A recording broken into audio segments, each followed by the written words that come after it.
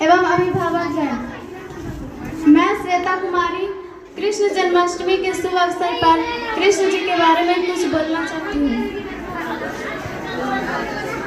लोग कहते हैं कि कृष्ण ने ऐसे काम किए जो धर्म के अनुकूल नहीं थे। कैसा धर्म? ऋतु का भी तो धर्म होता है। इस ऋतु में अब हम आपसे कहें कि साहब बाजरा खाना चाहिए, बाजरे में बड़ी ताकत है। वैद्य ने आपको कहा बाजरा खाना चाहिए और आपने बाजरे की रोटी खा ली। जून के महीने में बाजरे की रोटी खा ली, हो गए ना गले में छाले। बोले वैद्य जी आपने कहा था।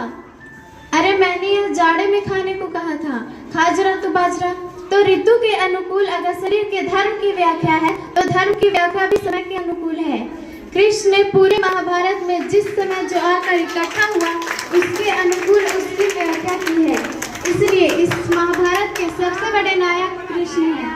कृष्ण शांति लेने गए थे और शांति लेने के प्रयासों में मेरे योगेश्वर ने 1% कमी नहीं करी। जितना झुक सकते थे उतना झुके।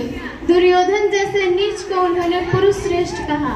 कभी पढ़िए आप उस पर्व में व्याख्या महाभारत।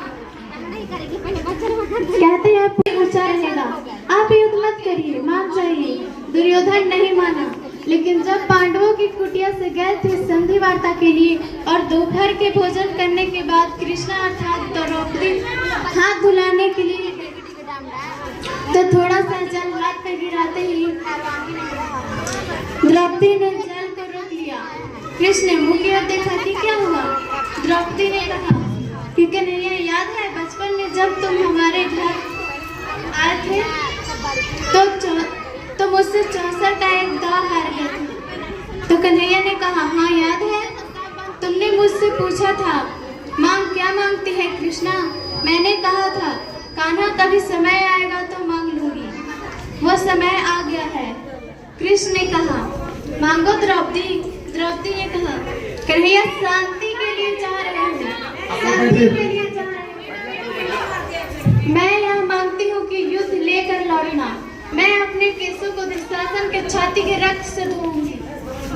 प्रत्यंशा और सत्य की कृष्ण शांति लेने गए, युद्ध लेकर लौटे, लेकिन पूरी महाभारत पढ़ना मेरे कहने पर एक भी पल भगवान आपको ऐसे नहीं लगेगा युद्ध लेना चाहते हैं।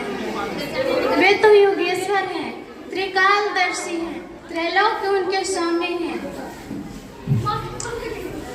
उन्हें पता है कि मूर्ख नहीं मानेगा, लेकिन वो पूरी राज्यसभा के सामने, उसके पिता के सामने, पितामह भीष्म के सामने उसे एक्सपोज कर